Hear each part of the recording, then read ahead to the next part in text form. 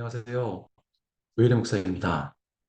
2024년 4월 8일 모닝 말씀 산책으로 함께 말씀을 나눌 수 있어 감사합니다. 네, 오늘 말씀은 열왕기상 2장 36절부터 46절까지의 말씀입니다. 제가 읽겠습니다. 왕이 사람을 보내어 시므이를 불러 이르되 너는 예루살렘에서 너를 위하여 집을 짓고 거기서 살고 어디든지 나가지 말라. 너는 분명히 알라. 네가 나가서 기드론 시내를 건너는 날에는 반드시 죽임을 당하리니 내 피가 내 머리로 돌아가리라. 신부이가 왕께 대답하되 이 말씀이 좋사오니 내 주 왕의 말씀대로 종이 그리하겠나이다 하고 이 날이 오래도록 예루살렘에 머무니라. 3년 후에 시므이의 두 종이 가드 왕 마아가의 아들 아기스에게로 도망하여 간지라. 어떤 사람이 시므이에게 말하여 이르되 당신의 종이 가드에 있나이다. 시므이가 그 종을 찾으려고 일어나 그의 나귀에 안장을 지우고 가드로 가서 아기스에게 나아가 그의 종을 가드에서 데려왔더니 시므이가 예루살렘서부터 가드에 갔다가 돌아온 일을 어떤 사람이 솔로몬에게 말한지라. 왕이 사람을 보내어 시므이를 불러 이르되 내가 너에게 여호와를 두고 맹세하게 하고 경고하여 이르기를 너는 분명히 알라. 네가 밖으로 나가서 어디든지 가는 날에는 죽임을 당하리라 하지 아니하였느냐. 너도 내게 말하기를 내가 들은 말씀이 좋으니이다 하였거늘 내가 어찌하여 여호와를 두고 한 맹세와 내가 내게 이른 명령을 지키지 아니하였느냐. 왕이 또 시므에게 이르되 내가 내 마음으로 아는 모든 악 곧 내 아버지에게 행한 바를 내가 스스로 아나니 여호와께서 네 악을 내 머리로 돌려보내시리라. 그러나 솔로몬 왕은 복을 받고 다윗의 왕위는 영원히 여호와 앞에서 견고히 서리라 하고 여호야다의 아들 브나야에게 명령하매 그가 나가서 시므이를 치니 그가 죽음지라. 이에 나라가 솔로몬의 손에 견고하여지니라. 아멘. 먼저 오늘 말씀을 대하기 전에 우리는 예수 그리스도의 마음과 뜻을 중심에 품은 우리는 그리스도인입니다. 그래서 우리 그리스도인은 이 세상에서 살아갈 때 첫째로 하나님의 아름답고 고귀하고 깊은 뜻과 마음을 채우는 훈련, 또한 둘째로 우리 죄의 성향에 근거된 우리가 잘 인식하지 못할지라도 하나님께서 깨닫게 해주시는 모든 것들을 인간적인 것, 하나님이 미워하시는 것들을 덜어내는 복된 훈련이 반드시 필요합니다. 그리고 그거는 우리 삶 속의 모든 과정을 통해서 일어나야 합니다. 그래서 우리 모든 삶의 내용들은, 사건들은 복된 과정인 겁니다. 그러면 우리의 삶도 그렇게 중요한 하나님의 뜻을 발견하는 도구인데 하나님의 유일한 특별 계신 성경 말씀은 어떻겠습니까? 당연히 더 이상 강조가 필요 없을 정도로 하나님께서 우리 안에 채울 것, 또한 우리 안에 덜어내야 될 것에 대해서 이 말씀을 통해서 우리에게 강하게 말씀하시고 있겠지요. 그래서 우리는 이 성경 말씀을 대할 때 우리 안에 채워야 할 것, 또한 덜어내야 할 것을 확인하고 또한 그런 일을 통해 복된 일이 하나님이 우리를 아름답게 빚어가시는 구원의 서정 가운데 참으로 중요한 사건들입니다. 그래서 오늘 그러한 마음으로 오늘 주신 하나님의 말씀을 바라보기를 소망합니다. 오늘 본문에는요, 지금으로부터 약 3,000년 전이라고 말합니다. 우리나라 역사로 가면 거의 고조선 시대입니다. 아주 고대 시대에 일어났던 일입니다. 이스라엘의 왕이었던 우리가 잘 아는 솔로몬이라는 왕이 시므온이라는 한 악한 사람에게 처음엔 자비를 주었다가 법을 어긴 그를 죽인 사건이 등장합니다. 그리고 그 죽임의 사건이 하나님의 시선에서 바른 일이었다라는 사실을 오늘 말씀의 마무리로 선포하고 있습니다. 그러면 오늘 말씀에 기록된 이 사건 안에 우리에게 어떤 하나님의 뜻과 지혜를 채울 것이 있으며 우리가 덜어내야 할 하나님과 반대되는 인간적인 것들은 또한 무엇일까? 그걸 알기 위해서는 먼저 오늘의 신뢰를 없으면 좋을 것 같습니다. 하나님의 말씀 사무엘 하 16장부터 그 이후의 말씀에 보면요. 오늘 사건의 중심에 있는 시므이가 등장합니다. 그때는 어떤 시대였냐면요.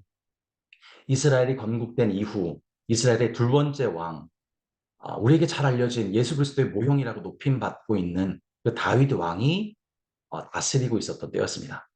그러나 그때는 그 사무엘하 16장 그 시대는 다윗의 아들 압살롬이 그를 따르는 신하들을 데리고 자신이 자기의 아버지 다윗 왕을 죽이고 왕이 되겠노라며 쿠데타를 벌였던 때였습니다. 그 쿠데타가 얼마나 효과적이었는지 당시의 왕이었던 다윗은 그를 따르는 소수의 신하들과 호위병들만 데리고 울면서 압살롬의 칼을 피해서 도망을 갔어야만 했었습니다. 얼마나 끔찍한 일이겠습니까? 얼마나 처절한 상황이겠습니까? 다윗이 참 아꼈고 사랑했던, 정말 끔찍히 사랑했던 그 아들 압살롬이 자기가 왕이 되겠다고, 아버지를 죽이겠다고 칼을 들은 이 상황이 얼마나 가슴이 찢어지는 상황이며, 또한 수많은 백성들 앞에서 얼마나 부끄러운 일이겠습니까? 바로 이때 시므온이 등장합니다.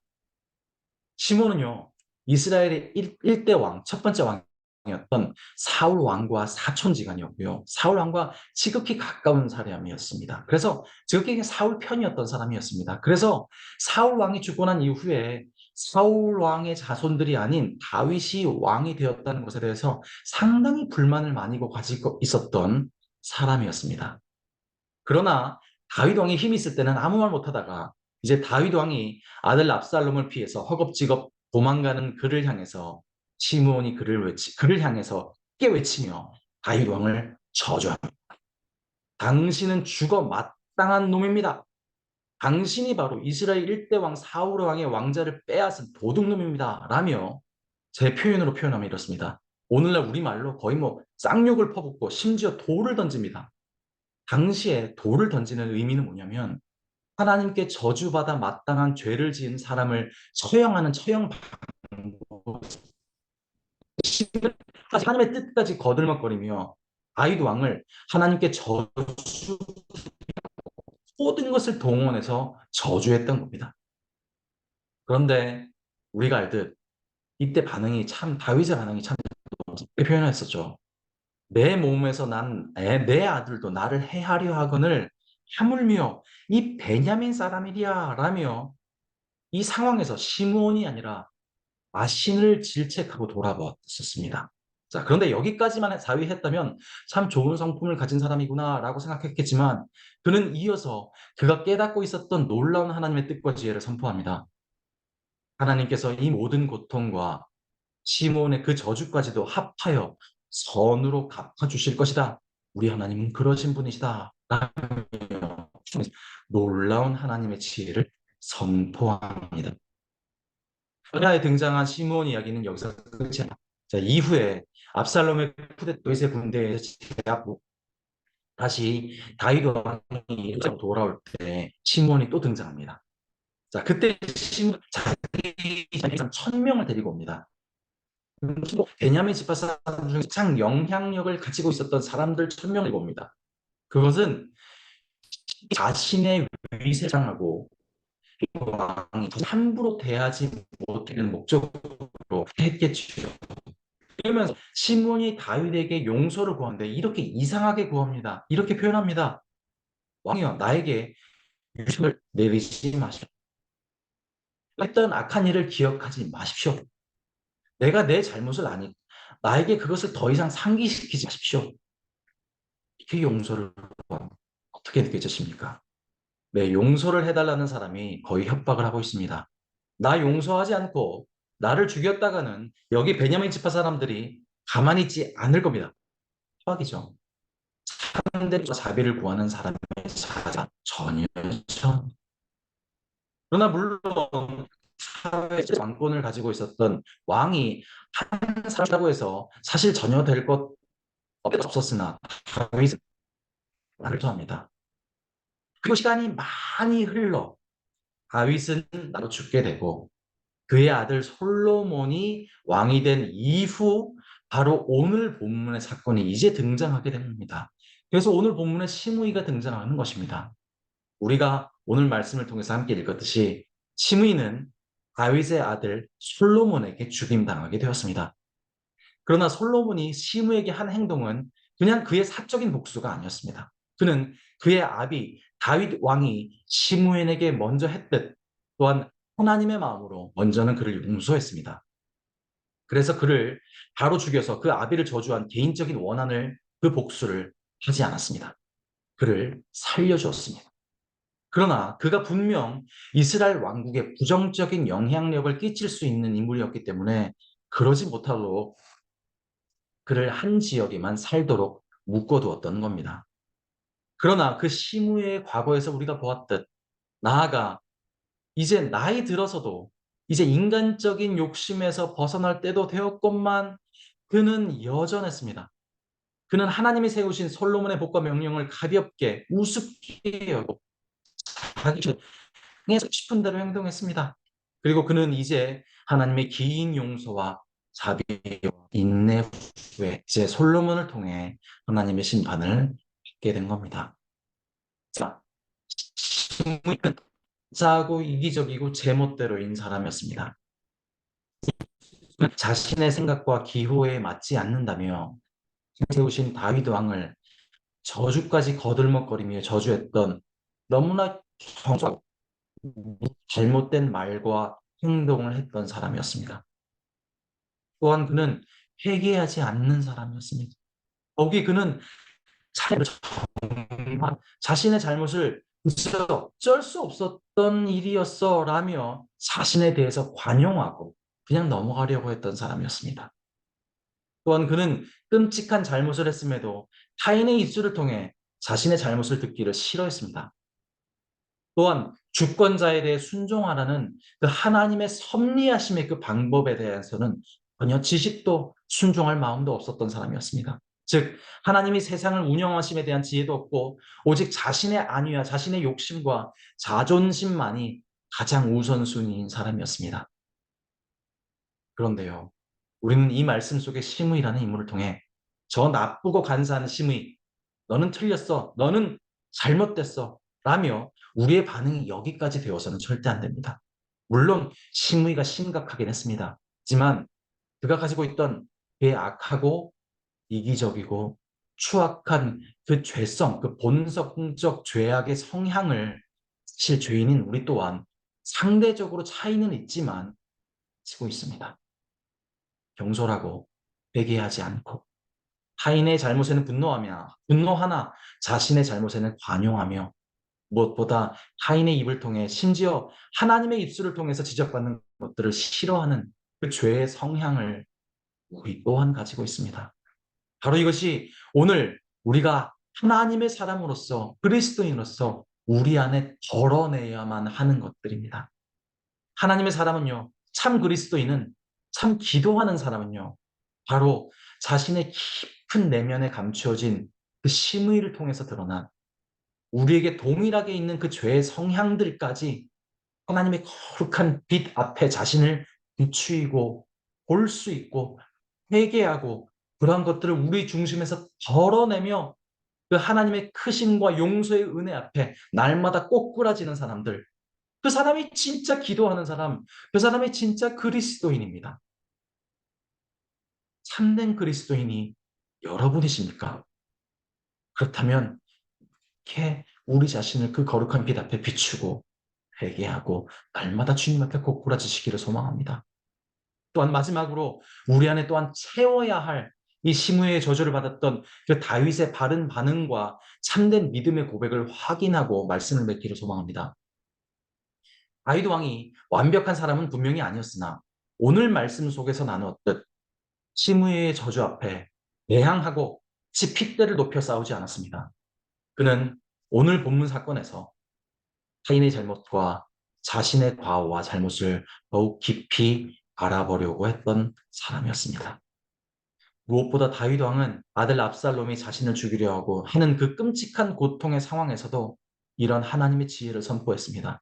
하나님께서 이 모든 고통과 그 시므온의 저주까지도 합하여 선으로 갚아주실 것이다. 우리 하나님은 그런 분이시다라는 이 명확한 하나님의 백성들을 향한 하나님의 참뜻과 마음을 선포했습니다.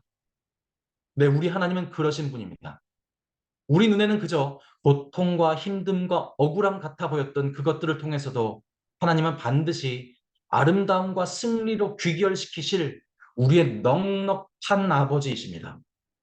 바로 이 사실을 가장 어두운 고통의 긴 터널 속에 있는 그는 깨닫고 선포했던 겁니다. 네, 바로 우리 또한 하나님의 사람으로서 우리 안에 채워야 할 것이 바로 이 바른 하나님의 뜻에 대한 그 믿음의 내용인 겁니다. 그렇습니다. 오늘 말씀을 통해 하나님께서는 우리 안에 깊이 새겨져 있는 그 죄의 성향들, 그 추악하고 이기적인 것들을 거룩한 하나님의 빛 앞에 들추어내라 하십니다. 그리고 회개하라 하십니다. 그리고 고꾸라지라 하십니다. 그리고 덜어내는 그 복된 일이 있으라 하십니다. 또한 참되고 거룩한 하나님의 뜻과 그 진심을 우리 안에 채우라 하십니다. 그러한 복된 일이 오늘 하루 가운데 넘치기를 소망합니다. 그러면 그런 하나님 말씀 앞에 다 같이 기도로 나아가기를 소망합니다.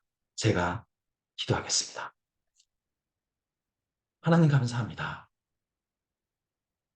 하나님 감사합니다. 그 하나님이 우리 아버지 되어 주셔서 감사합니다. 그 거룩한 빛이신 하나님이 우리를 향한 그 첫 번째 자세는 용서이며 자비며 품으심이라는 것을 또한 알게 해주셔서 감사합니다. 그래서 하나님, 오늘 이 시간 우리가 이 골방에서 그 하나님의 거룩한 빛 앞에 우리를 비추입니다. 주님, 낱낱이 드러내시고 그 하나님 앞에 우리의 실체를 드러내시옵소서. 그래야 하나님 그 놀라우심과 그 크심과 그 하나님 앞에 우리가 얼마나 보잘것없음을 알게 하시옵소서. 또한 동시에 우리가 얼마나 큰 은혜와 사랑을 입은 자인지를 하나님 낱낱이 드러내시옵소서. 그래야 하나님 주 은혜 놀라와 살아가는 사람, 주 은혜로 말미암아 살아가는 복된 겸손한 하나님의 사람으로서 오늘을 우리를 또 빚으시고 덜어내시옵소서. 또한 하나님 그 거룩한 복된 지혜로 우리를 채우시고 담대함으로 우리 하나님은 넉넉한 우리 아버지라는 사실을 그 빛 앞에서 살아가게 하시고 동행하게 하시고 승리케 하는 오늘 하루 되게 하시옵소서. 그렇게 하나님 역사하는 역사가 저를 비롯한 우리 모든 AKPC의 모든 성도님들 한 사람 한 사람 가운데 넘치게 하여 주시옵소서. 예수님 이름으로 기도드렸습니다. 아멘. 우리 이 시간 심으로 기도하기를 소망합니다. 그래서 제가 기도의 주제를 나누겠습니다. 이 주제로 함께 기도할 텐데요. 첫 번째요. 먼저 오늘 말씀을 통해서 우리가 확인했듯 우리 안에 깊이 새겨진 그 죄의 성향들을 우리가 발견하고 덜어낼 수 있도록, 그리고 하나님의 그 크신 뜻이 우리 안에 채워져 우리가 그럼에도 불구하고 일어설 수 있도록 기도하기를 소망합니다. 둘째로요. 하나님이 세우신 우리 교회의 비전을 위해서 기도합시다. 예수산책 AKPC 말씀, 제자, 미셔널 공동체로 교회가 세워져 나갈 수 있도록 기도합시다. 또한 부흥의 일정으로 오늘 출국하실 담임 목사님의 사역과 모든 일정 위에 우리 함께 기도합시다. 넷째로요. 일본인 교회를 섬기시는 이병택 목사님을 위해, 그리고 각 목장에서 섬기시는 선교사님들을 위해 함께 기도합시다. 마지막으로 투병 중이신 성도님들, 경제적 신분으로 어려움 겪고 있는 성도들을 위해서 이 시간 우리가 심으로 기도하겠습니다. 다 같이 기도하겠습니다. 아버지 하나님, 우리가 하나님 앞에 나아갑니다. 시간 전심으로 전심으로 전심으로. 아버지 하나님, 그 거룩한 빛을 우리에게 비추시옵소서. 하나님의 그 아름다우심, 그 복되심을 그 하나님이 함께 하시고 우리 가운데 넘치게 드러내어 주시옵소서.